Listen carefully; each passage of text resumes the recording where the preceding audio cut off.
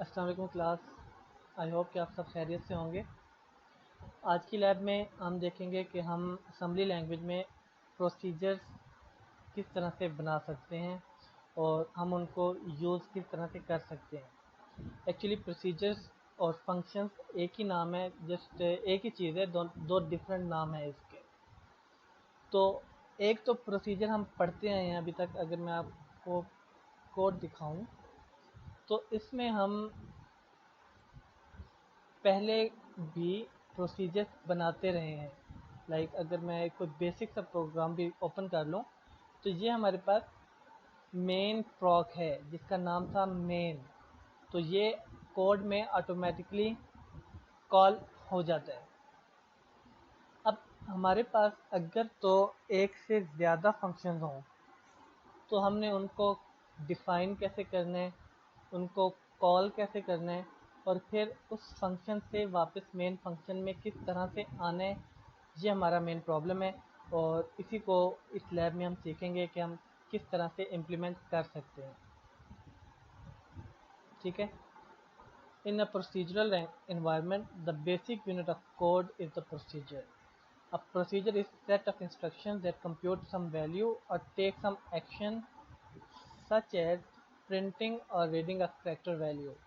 हमारे पास फंक्शन या प्रोसीजर क्या होता है, इसमें हम अपनी सेट ऑफ इंस्ट्रक्शंस लिख देते हैं और फिर हम उसको अपनी रिक्वायरमेंट के मुताबिक कॉल करते रहते हैं। और फिर अगर वो कुछ आउटपुट दे रही है तो हम वो आउटपुट प्रिंट करवा देते हैं। अगर उसको हमने कुछ इनपुट देनी है तो वो इनपुट हमसे लेता है। और अगर उसने कोई एक्शन परफॉर्म करना होता है तो वो एक्शन परफॉर्म करता है। तो हम क्या करते हैं, हमारे पास से हमें फंक्शंस दो टाइम्स पे रिक्वायर्ड होते हैं। एक, जब हमें किसी स्पेसिफिक टाइम पे कोई स्पेसिफिक एक्शन परफॉर्म करना होता है तो हम उसको फंक्शन में लिख देते हैं। और जब हमें उस एक्शन की रिक्वायरमेंट होती है, हमें उसकी ज़रूरत होती है, तो हम उस फंक्शन को सिंपली कॉल कर देते हैं और वो जो आपकी हमारी जो स्टेटमेंट्स हैं वो एग्जीक्यूट हो जाती हैं। सेकंड पर्पज़ ये होता है कि अगर हमारे पास एक ही चीज़ बार बार आ रही हो, बार बार एग्जीक्यूट हो रही हो प्रोग्राम के अंदर, तो हम उसको बजाय इसके कि मल्टीपल टाइम्स अपने प्रोग्राम में लिखें, हम उसको एक फंक्शन में लिख देते हैं। और फिर उस फंक्शन को बार बार जब कॉल करते हैं एक ही स्टेटमेंट के थ्रू, तो हमारे पास वो सारी इंस्ट्रक्शंस इकट्ठी एग्जीक्यूट हो जाती हैं और हमें अपने कोड को पॉपुलेट करने की ज़रूरत नहीं पड़ती रिपीटेड स्टेटमेंट से। A procedure is a set of rules to follow which, if they conclude, produce some result. अब ये पॉसिबल है कि वो कुछ रिज़ल्ट प्रोड्यूस करे और हो सकता है कि वो कुछ भी रिज़ल्ट प्रोड्यूस ना करे लेकिन कुछ आउटपुट हमें शो करवा दे या फिर कोई वैलिडेशन परफॉर्म कर दे। An algorithm is also such a sequence, but an algorithm is guaranteed to terminate, whereas a procedure offers no such guarantee. Algorithm का एक टर्मिनेटिंग पॉइंट होता है जहाँ पे एल्गोरिदम को रुकना होता है, लेकिन हमारा जो फंक्शन है, हमारे जो प्रोसीजर्स होते हैं, उनका ऐसा कोई भी रूल नहीं है कि उन्होंने हमेशा टर्मिनेट होना है। हम फंक्शन को बार बार रिकॉल कर सकते हैं। अब यहाँ पे दो तरह के फंक्शन आते हैं, एक होता है नेयर और एक होता है फॉर। अब जो नेयर फंक्शन है वो अगर हमारा ब्लॉक सेम है, फॉर एग्जांपल हमने सेगमेंट हमारा सेम है डॉट कोड और इसी के अंदर हम मल्टीपल फंक्शंस अगर बना दें तो हम उसको नेयर के थ्रू, जो नेयर की टाइप है उसके थ्रू कॉल कर सकते हैं। और अगर हमारा फंक्शन किसी और सेगमेंट में हो, डॉट कोड के अलावा किसी और सेगमेंट में हो, तो हम फिर फॉर का कीवर्ड यूज़ करते हैं उस प्रोसीजर को, उस फंक्शन को कॉल करने के लिए। ठीक है। For calls and return pass control between different segments. तो अगर डिफरेंट सेगमेंट्स होंगे तो हम फॉर यूज़ करेंगे और अगर सेम कोड सेगमेंट होगा तो फिर हम नेयर का जो कीवर्ड है वो यूज़ करेंगे। अब सबसे पहले तो क्वेश्चन आ जाता है कि हम फंक्शन को कॉल कैसे करेंगे। तो उसके लिए सिंपल हम लिखते हैं कॉल का कीवर्ड और फिर अपने प्रोसीजर का, अपने फंक्शन का नाम, दैट्स इट। जैसे अगर मैं एक प्रोसीजर बनाता हूँ सम का और उसको मैंने कॉल करना है तो मैं कैसे करूँगा, मैं लिखूँगा कॉल का keyword and then sum, SUM, तो वो फंक्शन कॉल हो जाएगा। अब फंक्शन में एक इंस्ट्रक्शन होती है RET की, रिटर्न की। जब हम फंक्शन कॉल करते हैं, फॉर एग्जांपल हम इस प्रोग्राम पे देखते हैं, इस प्रोग्राम को देखते हैं, हमारे पास ये इंस्ट्रक्शन है, ये एग्जीक्यूट हुई, ये एग्जीक्यूट हुई और ये वाली इंस्ट्रक्शन भी एग्जीक्यूट हो गई। अब मैं अगर यहाँ पे करता हूँ एक फंक्शन कॉल सम का, जो कि मैंने यहाँ पे डिफाइन किया हुआ है सपोज, तो अब क्या होगा, मेरा जो इंस्ट्रक्शन पॉइंटर है वो इस लाइन के ऊपर है, ठीक है। और जैसे ही वो इस लाइन के ऊपर आया तो उसने देखा कि उसको जंप करना है इस सेक्शन के ऊपर जो कि हमारा प्रोसीजर है, ठीक है। तो अब होगा क्या, जहाँ पे जैसे ही कॉल का कीवर्ड आएगा तो ये प्रोग्राम एक स्टैक के अंदर इस इंस्ट्रक्शन का जो एड्रेस है वो पुश कर देगा, ठीक है। जैसे ही हमारी कॉल की स्टेटमेंट आई तो प्रोग्राम हमारा जो 8086 स्ट्रक्चर है वो स्टैक में कॉल वाली इंस्ट्रक्शन का एड्रेस पुश कर देगा, भेज देगा, स्टोर करवा देगा, ठीक है। और फिर हमारा जो प्रोग्राम कंट्रोल है वो यहाँ पे आ जाएगा सम प्रोक पे और सम NP, इसके अंदर कोई भी कोड हो सकता है, ठीक है। तो जैसे ही हमने फंक्शन को कॉल किया तो इस इंस्ट्रक्शन का जो भी एड्रेस था वो स्टैक में पुश हो गया, स्टैक में सेव हो गया और हमारा जो प्रोग्राम कंट्रोल है वो इस फंक्शन के ऊपर आ गया, उसने इससे आगे वाली इंस्ट्रक्शंस जो हैं वो एग्जीक्यूट नहीं की। अब इसमें हमारी डिफरेंट इंस्ट्रक्शंस होंगी हमारे प्रोसीजर में, ठीक है। अब वो वन बाय वन एग्जीक्यूट होना शुरू हो जाएंगी।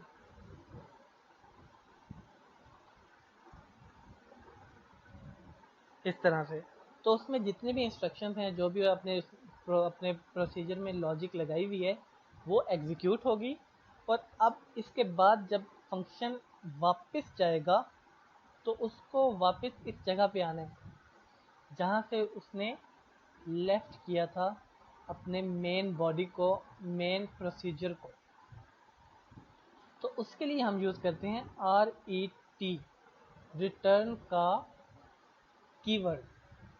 रिटर्न का कीवर्ड क्या करेगा, वो करेगा कि हमारे स्टैक में जो भी चीज़ पड़ी होगी उसको पॉप कर देगा। तो कॉल के फंक्शन ने एड्रेस लिखवाया था करंट स्टेटमेंट का, करंट इंस्ट्रक्शन का, तो रिटर्न क्या करेगा, उसी एड्रेस को पॉप कर देगा और हमारा जो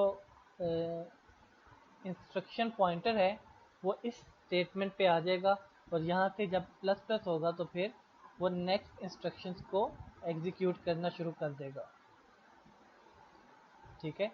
तो जब हम कॉल करते हैं किसी भी प्रोसीजर को, वो स्टैक के अंदर एड्रेस को पुश कर देता है और जब हम रिटर्न करते हैं तो वही वाला एड्रेस जो है वो पॉप हो जाता है और हमारा जो इंस्ट्रक्शन पॉइंटर है वो कॉल वाली स्टेटमेंट से आगे वाली स्टेटमेंट्स को एग्जीक्यूट करना शुरू कर देता है, ठीक है।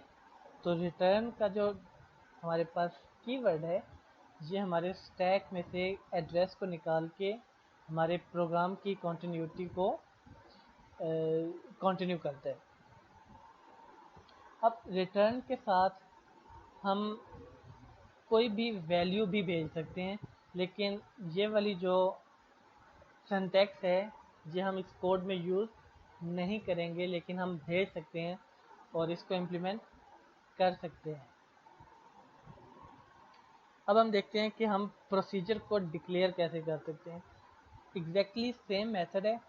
अब यहाँ पे हम फार वाला जो प्रोसीजर हैं वो यूज़ नहीं करेंगे, क्योंकि उनके लिए थोड़ी सी हाई लेवल की आपको लैंग्वेज आनी चाहिए। तो इस कोर्स में हम फार वाला जो कीवर्ड है वो यूज़ नहीं कर रहे, क्योंकि उसके लिए हमें कोड के बाद एक और सेगमेंट बनाना पड़ेगा, और उस सेगमेंट में हम फिर प्रोसीजर को डिफ़ाइन करेंगे। फॉर एग्जांपल अगर मैं यहाँ पे बनाऊँ एक और सेगमेंट जो कि ऐसे नहीं बनता, एक्स्ट्रा का, ठीक है, और एंड एक्स्ट्रा, अगर मैं इसके अंदर कोई अपना सब प्रॉक और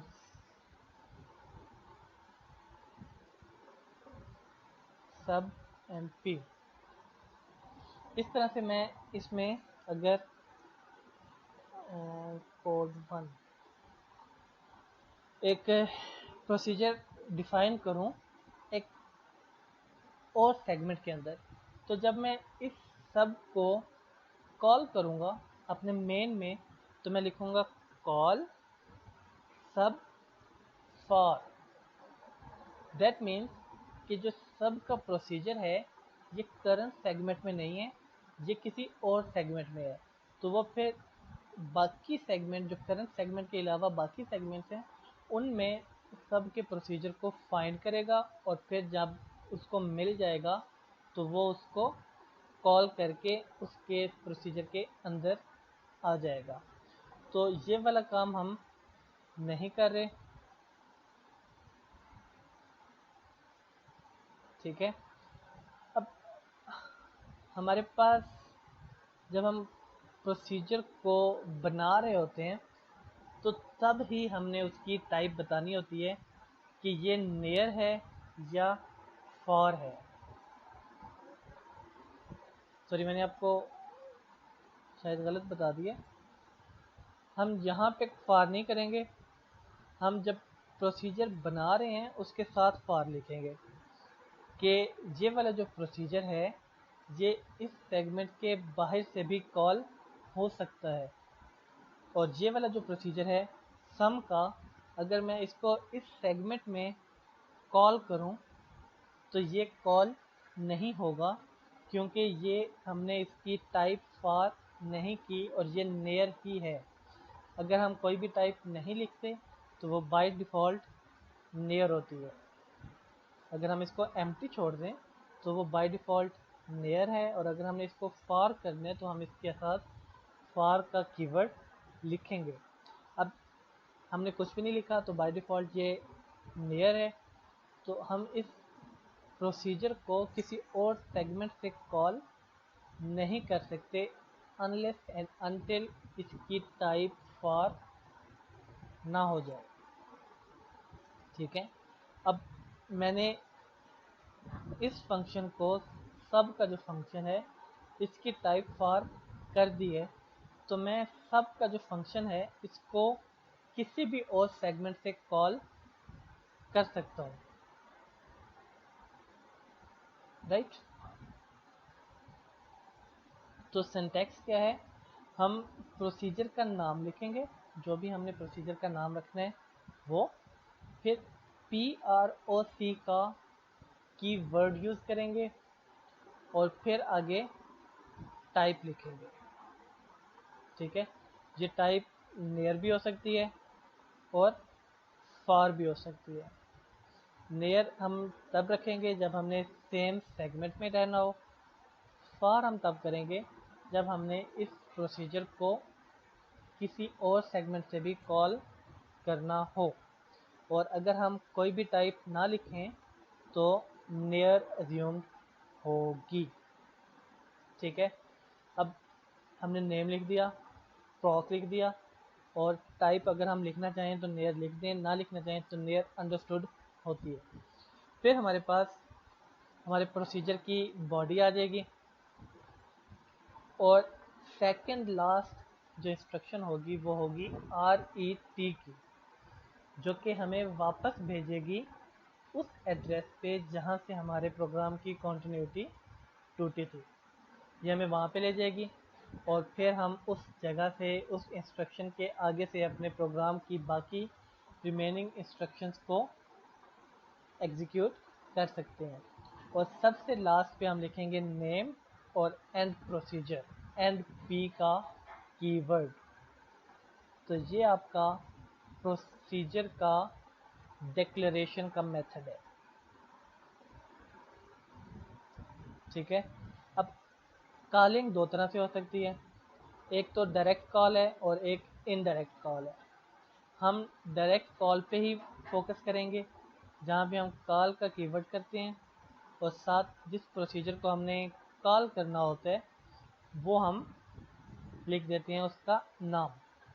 इनडायरेक्ट में क्या होता है, हम कॉल का कीवर्ड लिख के आगे एड्रेस बता देते हैं कि मेमोरी के उस स्पेसिफिक एड्रेस पे जो भी प्रोसीजर पड़ा है उसको कॉल करें।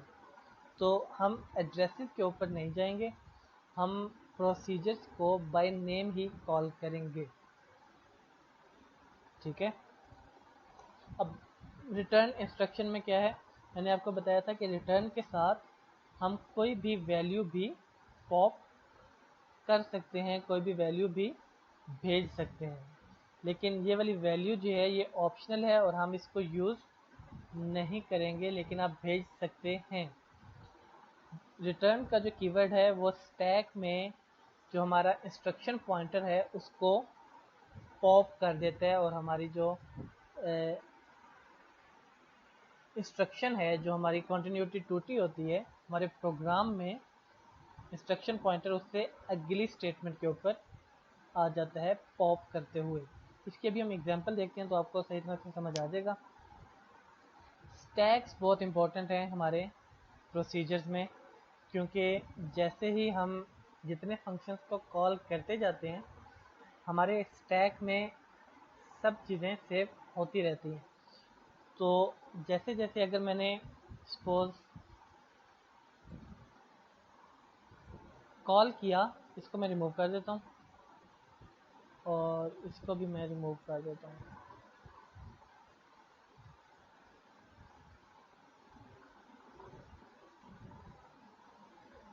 ठीक है। अब सम के प्रोसीजर है, एक मैं और प्रोसीजर बनाता हूँ जिसका नाम मैं रखता हूँ SUB PROC RET and SUB and P RET। ठीक है। अब क्या हुआ, मैंने कॉल किया सम को, तो मेरे पास स्टैक में ये इंस्ट्रक्शन पॉइंटर हमारे पास सेव हो गया कि भाई जब कॉल का फंक्शन ख़त्म होगा तो हम हमारी जो नेक्स्ट इंस्ट्रक्शन है वो ये वाली है। ठीक है। तो इंस्ट्रक्शन पॉइंटर जो हमारा है वो स्टैक में पुश हो गया कॉल करते ही। अब अगर मैं प्रोसीजर से एक और प्रोसीजर को कॉल करता हूँ तो क्या होगा, हमारे पास कॉल हुआ था सम और इंस्ट्रक्शन पॉइंटर यहाँ का स्टैक में सेव हो गया। ठीक है।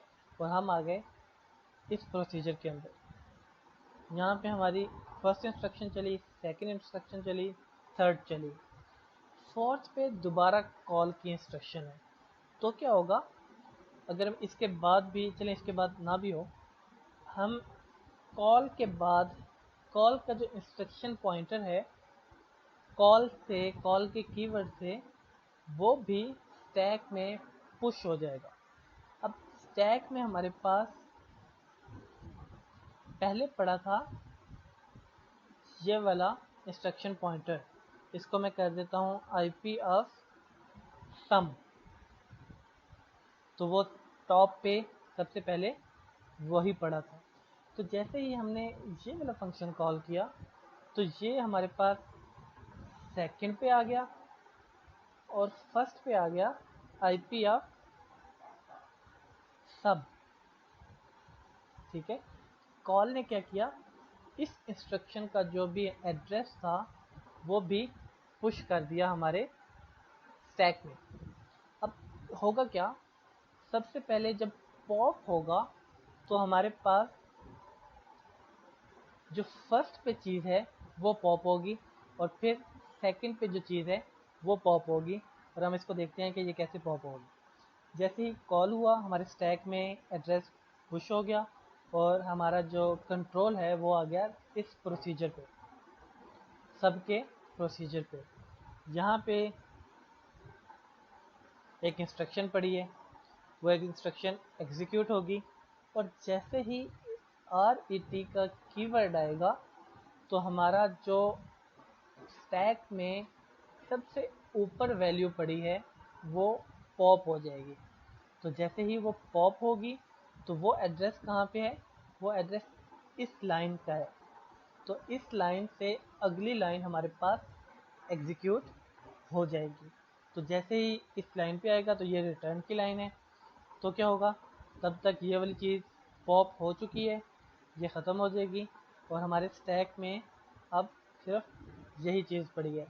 तो जैसे ही रिटर्न हुआ तो स्टैक में जो सबसे टॉप पे है वो पॉप हो जाएगा, ये ख़त्म हो गया, और हमारा कंट्रोल इस लाइन से अगली लाइन पे आ गया, और फिर वो इनको एग्जीक्यूट करेगा, इन इंस्ट्रक्शंस को, और सबसे एंड पे वो हमारी जो मेन का प्रोसीजर है उसको ख़त्म कर देगा। तो एक हिरार्की बनती जाती है, जैसे जैसे फंक्शंस या प्रोसीजर्स कॉल होते हैं वो उसी हिरार्की में बंद होते हैं, और फिर हम वो चाइल्ड से पेरेंट की तरफ जाते हैं। फॉर एग्जांपल अगर मैं आपको एग्जांपल दूं करली ब्रेसेस की, ठीक है, अगर मैं इसमें करली ब्रेसेस बनाता जाऊं तो इनका एक ऑर्डर है, जो सबसे पहले शुरू हुई थी वो सबसे बाद में एंड होगी, और जो सबसे बाद में बनी है वो सबसे पहले एंड होगी। तो इसी तरह से हमारे स्टैक में भी चीज़ें, जो जो फंक्शन हमारे कॉल होते हैं वो पहले कंप्लीट होंगे, फिर वो अपने पेरेंट पे जाएंगे, उनको कंप्लीट करेंगे, फिर अपने पेरेंट पे जाएंगे, उनको कंप्लीट, और सबसे एंड पे हमारा जो आउटर मोस्ट प्रोसीजर है वो कॉल होगा। ठीक है, तो स्टैक का भी यही कंसेप्ट है बिल्कुल, कि उसमें भी हम जो भी सबसे एंड पे आता है पुश होता है वो सबसे पहले पॉप होता है। ठीक है, हम इसकी एक सिंपल एग्जांपल देख लेते हैं।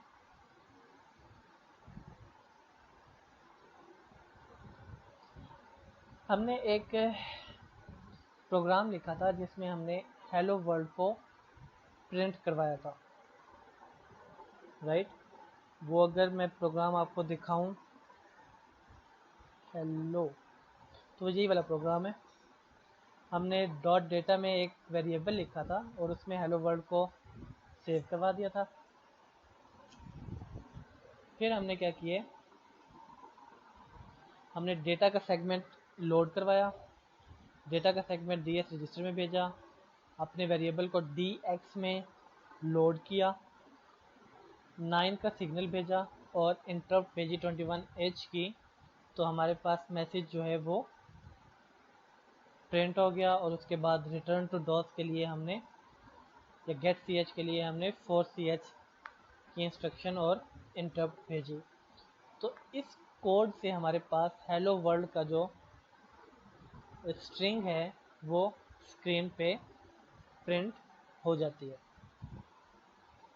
अब अगर यही वाला प्रोग्राम हम एक प्रोसीजर से, एक फंक्शन से इम्प्लीमेंट करना चाहें तो हम क्या करेंगे, हमने डॉट डेटा में उसी तरह से अपना वेरिएबल डिफाइन कर दिया। हम डॉट कोड में आए, मेन प्रॉक में मैंने फंक्शन कॉल किया है FUNC का, ठीक है। अगर मैं इसको कॉल कर रहा हूँ तो दैट मीन्स कि ये मेरे प्रोग्राम में एग्जिस्ट करता है। तो अब मुझे, ये मैंने कॉल कर लिया तो मुझे इसको डिफ़ाइन भी करना पड़ेगा। तो मैंने इसको डिफ़ाइन करने के लिए क्या किया, फंक, जो भी मैंने नाम रखना है फंक्शन का वो, और साथ ही प्रॉक का कीवर्ड। अब जैसे ही कॉल फंक्शन ये वाली लाइन एग्जीक्यूट हुई तो हमारे स्टैक के अंदर पुश हो गया इंस्ट्रक्शन पॉइंटर। और आपको पता है कि इंस्ट्रक्शन पॉइंटर जिस इंस्ट्रक्शन को चला रहा होता है वो उससे अगली को उस वक्त वो IP+4 हुआ हुआ होता है, जिस इंस्ट्रक्शन पे वो करंटली होता है वो उससे अगली को पॉइंट कर रहा होता है। ठीक है, इंस्ट्रक्शन पॉइंटर जो होता है, जो आपकी करंट इंस्ट्रक्शन चल रही होती है वो उससे अगली इंस्ट्रक्शन को पॉइंट कर रहा होता है। तो जैसे ही हमने कॉल फंक किया तो स्टैक के अंदर IP रजिस्टर में जो भी वैल्यू पड़ी थी, जो भी एड्रेस पड़ा था, वो पुश हो गया और हमारा जो कंट्रोल है वो इस फंक्शन में आ गया। इस फंक्शन में हमने क्या किया, अपने डेटा सेगमेंट को लोड करवाया AX में, मूव करवाया AX को डेटा सेगमेंट में, मूव करवाया DX में मैसेज का कंटेंट, और 9 का सिग्नल भेज के int21H करके उसको प्रिंट करवा दिया। ठीक है, और फंक्शन, यहाँ पे हमारे फंक्शन की इंस्ट्रक्शन ख़त्म हो गई। अब हमने RET का कीवर्ड लिखा है। इससे क्या हो रहा है, इससे हमारे स्टैक में जो भी एड्रेस पड़ा था वो पॉप हो गया। जैसे ही वो पॉप हुआ तो वो एड्रेस था, इंस्ट्रक्शन पॉइंटर था, तो वो इंस्ट्रक्शन पॉइंटर क्या होगा, हमारी अगली स्टेटमेंट को एग्जीक्यूट करेगा और हमारे प्रोग्राम को कंप्लीट कर देगा। और इस तरह से आपका हेलो वर्ल्ड जो है वो यूजिंग प्रोसीजर प्रिंट हो जाएगा। ठीक है, हम जिस फंक्शन में वही वाली इंस्ट्रक्शंस सारी मैंने फंक्शन के अंदर सेव करवाई हैं और रिटर्न किया है, फंक्शन को एंड किया है और फिर फंक्शन को कॉल किया है। अगर मैं इसको एग्जीक्यूट करूं तो mount C colon MP C में गए MASM simp.asm terminator link simp.obj terminator simp. तो हमारे पास हेलो वर्ल्ड प्रिंट हो गया और यहाँ पे हमने प्रोसीजरल, जो एक प्रोसीजर है, उसको यूज़ किया है आउटपुट करवाने के लिए। राइट,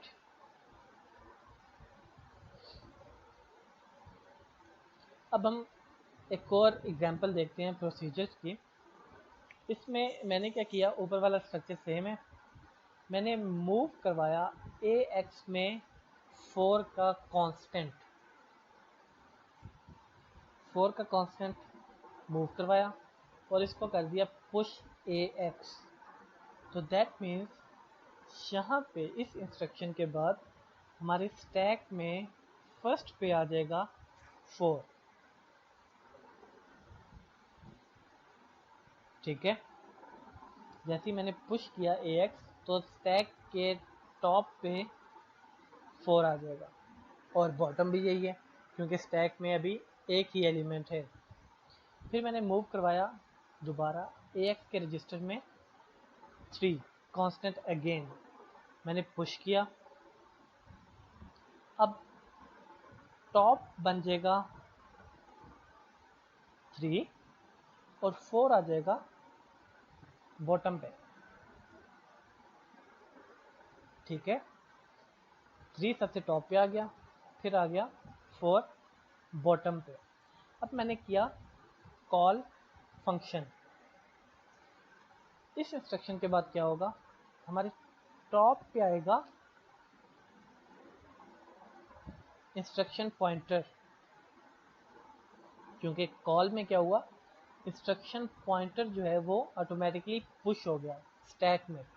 तो टॉप पे हमारे पास IP आ गया, मिडल में हमारे पास 3 आ गया और बॉटम में हमारे पास 4 आ गया। अब हमारे स्टैक का स्ट्रक्चर ये है, ठीक है।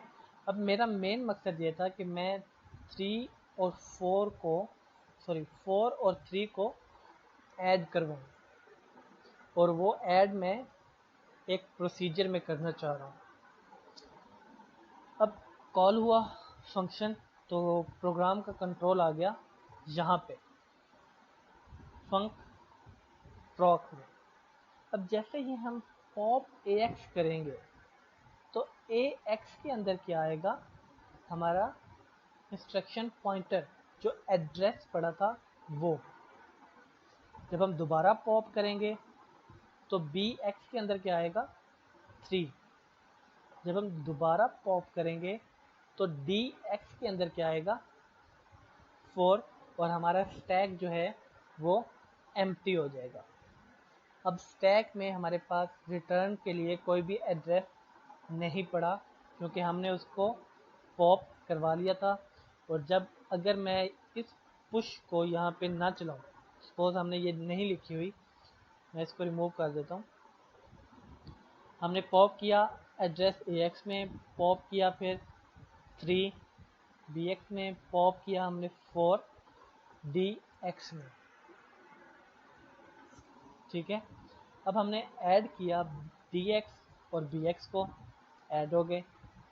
फिर हमने आस्की थी तो हमने उसमें 48 ऐड करवा दिया, ऐड हो गया। सिग्नल भेजा 2 का, उसने उसको dx में जो भी था उसको प्रिंट करवाया, और इंटरप्ट जैसे ही करवाया तो वो प्रिंटेड वैल्यू हमें स्क्रीन पे शो हो गई। अब जैसे ही हम रिटर्न करेंगे तो रिटर्न क्या करते हैं, स्टैक में से वैल्यू को पॉप करता है। तो इस केस में हमारे पास कोई भी वैल्यू स्टैक में पड़ी ही नहीं है, क्योंकि हमने उसको ऑलरेडी पॉप करवा दिया था। तो इसलिए जैसे ही हमने इंस्ट्रक्शन पॉइंटर को पॉप किया है, तो हम इसको दोबारा पुश कर देंगे अपने स्टैक में, ताकि जैसे ही रिटर्न की वैल्यू चले तो वो पॉप करे उसी को जो इंस्ट्रक्शन पॉइंटर जो एड्रेस हमें रिक्वायर्ड है। तो इसलिए मैंने यहाँ पे पुश किया हुआ था ax को वापस, ताकि हमारा जो इंस्ट्रक्शन पॉइंटर है जहाँ से हमारे प्रोग्राम ने आगे कंटिन्यू करना है, इस इंस्ट्रक्शन के बाद रिटर्न हमें उसी इंस्ट्रक्शन के ऊपर लेकर जाए। तो जैसे ही हम अब रिटर्न करेंगे तो हमने जो पुश किया हुआ था एड्रेस वो पॉप हो जाएगा, और हमारी जो रिमेनिंग इंस्ट्रक्शंस हैं वो एग्जीक्यूट होंगी और प्रोग्राम हमारा टर्मिनेट हो जाएगा। तो इस तरह से अगर आपने अपने प्रोग्राम में स्टैक यूज़ करना हो वैल्यूज़ को और वैल्यूज़ को पुश करवाने के लिए, तो आप इस चीज़ का ख्याल रखेंगे कि जो आपका इंस्ट्रक्शन पॉइंटर स्टैक में पुश हुआ है एट द एंड वो सबसे टॉप पे हो इस रिटर्न से पहले। अब अगर मैं ये पुश ax इस रिटर्न के बाद, इस रिटर्न से जस्ट पहले करता तो क्या होता, मुझे डर है कि ax की वैल्यू कहीं चेंज ना हो जाए, क्योंकि यहाँ पे जब मैं ah में 2 भेज रहा हूँ तो ax की जो वैल्यू है वो चेंज हो सकती है। तो आपने आईपी एड्रेस वाला जो भी एड्रेस है जो आपने स्टैक से पॉप करवाया है, उसको उसी वक्त पुश करवा देना है वापस, जैसे ही आप स्टैक में से अपने रिक्वायर्ड एलिमेंट्स पॉप करवा लें। लाइक मुझे ये 2 एलिमेंट्स चाहिए थे, अगर मेरे पास स्टैक में 100 एलिमेंट्स भी होते और मुझे सिर्फ 2 निकालने थे इस फंक्शन के अंदर, इस प्रोसीजर के अंदर, तो मैंने इन 2 को निकाला, पॉप किया, और जैसे ही मैंने इन दोनों को निकाला मैं वापस अपने स्टैक में रजिस्टर के एड्रेस को पुश कर दूंगा, ताकि वो सबसे ऊपर रहे, टॉप पे रहे, और जब मैं रिटर्न पे आऊँ तो मेरा जब पॉप हो तो वही वाला एड्रेस हो जो आईपी या इंस्ट्रक्शन पॉइंटर का है, ठीक है। तो स्टैक में से आप जैसे ही अपने रिक्वायर्ड एलिमेंट्स को निकालें आप वापस उसमें अपना आईपी इंस्ट्रक्शन पॉइंटर का जो एड्रेस है उसको as soon as possible push कर दें वापस। अब ये फंक्शन सिंपली क्या कर रहे हैं, 3 और 4 को ऐड कर रहे हैं और हमें 7 आंसर शो होना चाहिए। लेकिन मैंने स्टैक्स यूज़ किए हैं जस्ट आपको समझाने के लिए कि हम ए एक्स को किस तरह से पॉप वो हो जाएगा और हमें उसको कैसे दोबारा पुश करना है ताकि हमारी जो रिटर्न की स्टेटमेंट है ये वापस हमारा जो कंट्रोल है रिमेनिंग स्टेटमेंट्स के ऊपर लेकर आए। सेव किया, मैंने किया मेजम proc.asm terminated link proc.obj terminated और proc। तो हमारे पास आउटपुट आ गई 7 की। अब सपोज मैं पुश ax नहीं करता तो क्या होगा, मेजम लिंक proc। अब क्या हुआ है, हमारे जो रिटर्न था वो वापस इस फंक्शन के आगे नहीं गया, तो उसने रिटर्न टू डॉस वाली जो इंस्ट्रक्शंस थी हमारी वो नहीं चलाई और हमारा जो डॉस है वो यहीं पे स्टक हो गया। अब हमें इसको दोबारा क्लोज करके दोबारा चलाना पड़ेगा। तो हमने पुश नहीं किया था अपना एड्रेस, तो ये वाला जो रिटर्न है ये वापस हमारे इंस्ट्रक्शन पॉइंटर के ऊपर नहीं आया और इसने आगे वाली इंस्ट्रक्शंस जो हैं वो एग्जीक्यूट नहीं की। तो आपको जो इंस्ट्रक्शन पॉइंटर का एड्रेस है, आईपी का एड्रेस है, वो लाजमी पुश करना है अपने रिक्वायर्ड वैल्यूज़ को पॉप करने के बाद, ताकि हमारी जो रिटर्न की स्टेटमेंट है, रिटर्न का कीवर्ड है, वो हमारे फंक्शन कॉल के बाद वाली स्टेटमेंट्स को एग्जीक्यूट कर सके। ठीक है, तो इस तरह से ये स्टैक हमने पिछले लैब में पढ़ लिया था, तो मैं इसकी डिटेल में नहीं जा रहा। कुछ टिप्स हैं, we must make sure to create a stack and make it large enough for any program that has a call और any program that will use the push and pop instruction. तो हम अपने stack को इतना बड़ा 100H हमने रखा हुआ है जो कि हमने जितने प्रोग्राम लिखने हैं उनके लिए इनफ है। तो लेकिन आपने मेक श्योर करना है कि आपकी जो इंस्ट्रक्शंस हैं, जो पुश एंड पॉप्स हैं, वो 100 मेमोरी इंडेक्सेस के ऊपर पूरी आ जाए। Second is when we return we must pop the register in the reverse order to of the push. तो ये वही स्टैक की प्रॉपर्टी है कि जैसे जैसे हम पुश करते हैं हम उसकी इन्वर्स ऑर्डर में चीज़ों को पॉप करते हैं, तो हमारे पास वैल्यूज़ वही वाली पॉप होती हैं। We must pop each register that we push. जो हमने चीज़ें स्टैक में डाली हुई होती हैं हमने उसको पॉप करवाना होता है। If we push before the call we must pop after the return. ठीक है, हम अगर पुश करते हैं कॉल से पहले तो हमें रिटर्न के बाद पॉप करवाना होगा। ठीक है, और अगर हम पुश करते हैं कॉल के बाद तो हमें रिटर्न से पहले पुश पॉप करना होगा। जैसे कि अभी हमने इस केस में देखा है, हमने पुश किया था कॉल से पहले। ठीक है, तो हम इसको पॉप करेंगे रिटर्न से पहले। राइट, तो यही वाली लाइन वहाँ पे लिखी हुई है। इसके बाद यहाँ पे टास्क हैं आपने परफॉर्म करने हैं कुछ। फर्स्ट टास्क में आपने कर एक फंक्शन बनाना है, एक प्रोसीजर बनाना है जो क्या करे, एडिशन परफॉर्म करे। किस पे, यूज़र के इनपुट डेटा पे। जो भी यूज़र अगर लाइक आपने सम का प्रोसीजर बनाना है और वो सम का प्रोसीजर कैसे चलेगा, जैसे ही यूज़र कुछ इनपुट करे, जो 2 नंबर यूज़र एंटर करेगा आपने उसके ऊपर सम का फंक्शन लगाना है, सम का ऑपरेशन परफॉर्म करने और आउटपुट शो करवानी है। फिर सेकंड प्रोग्राम में आपने करना है कि दो बेसिक अरिथमेटिक ऑपरेशंस परफॉर्म करने हैं, एडिशन और सब्ट्रैक्शन के। इसी तरह से यूज़र के इनपुट डेटा पे, और यूज़र जो है वो फंक्शन को जो भी उसने ऑपरेशन परफॉर्म करना है वो खुद सेलेक्ट करे।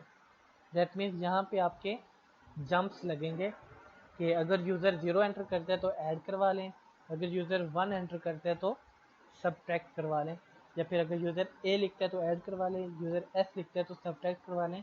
ये आपकी अपनी लॉजिक है।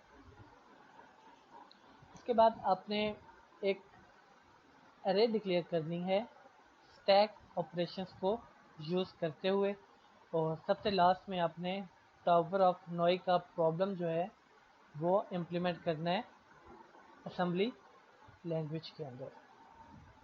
ठीक है, तो ये थी लैब, ये आपने टास्क परफॉर्म करने हैं, और इनकी लैब रिपोर्ट जो है वो आपने मुझे देनी है संडे तक, संडे से पहले पहले, 5 जून से पहले पहले आपने मुझे लैब रिपोर्ट जो है वो देनी है।